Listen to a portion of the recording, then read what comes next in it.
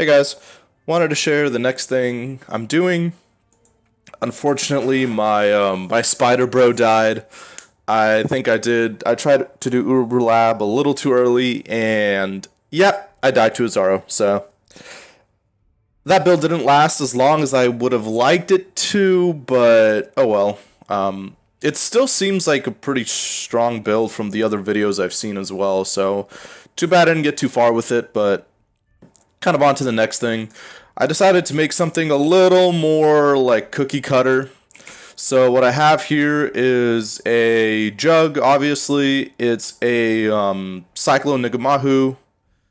Nothing really too special about that. I guess the only real kind of unusual thing is that I'm a jug. I decided to do this because the Betrayal syndicates are pretty fucking rippy. And so I pretty much decided to, instead of rolling Pathfinder or Slayer or anything like that, I just wanted to be super tanky, and I wanted to wear a combs, so I made a jug. There's a couple other differences with this build. I'm not using Zoph's Heart or Zoph's Blood, whichever one the upgraded one is. I just pathed up to Avatar Fire and instead got Impresence.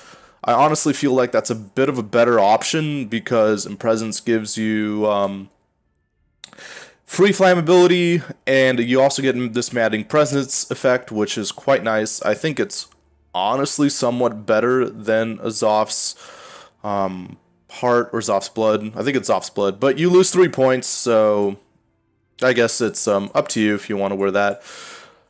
This build so far has been quite great. The version I'm playing is pretty expensive, which is why it's survived. I'm level 90 now.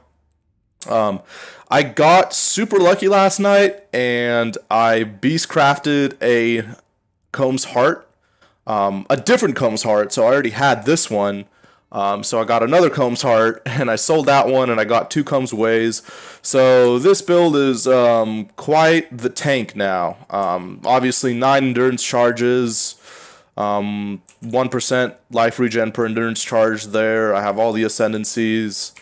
My life is a little low. I would ideally like it to be like at 7.5 to 8k. Unfortunately, I'm just not there yet. Some of my items are pretty garbo, like my belt is pretty bad. I just actually bought this belt for 1 chaos to cap out my resists after I switched to Combs Ways. Obviously, you lose a lot of life with Combs Ways, so that happened there. Just using a Devados. I'm just gonna run this museum. I mean, the build really doesn't differ too much from a really any other Ngamahu Cyclone in terms of like map clearing and stuff like that. It's kind of all the same, but it's pretty effective. I actually haven't ever died a single time this league, and at least with this guy, obviously, because I'm in hardcore, to any syndicate members, and none of them really have been giving me too much trouble. I'm just charging into the forts, and it just doesn't seem to be too bad. I am very tanky. However, now, like 15 minutes before recording this video, they just released the patch notes, and they are nerfing. It sounds like they're nerfing all the damage across the board for the syndicate members. So I guess now I'm just going to be a tank for no reason. Obviously, it's still nice, but I was initially planning on switching my Ascendancy to Unrelenting to get that extra Chaos Res. However, now that it seems to me like they're nerfing the... Seems like they're nerfing the damage of the Syndicate members. I don't know if that's going to be entirely necessary now.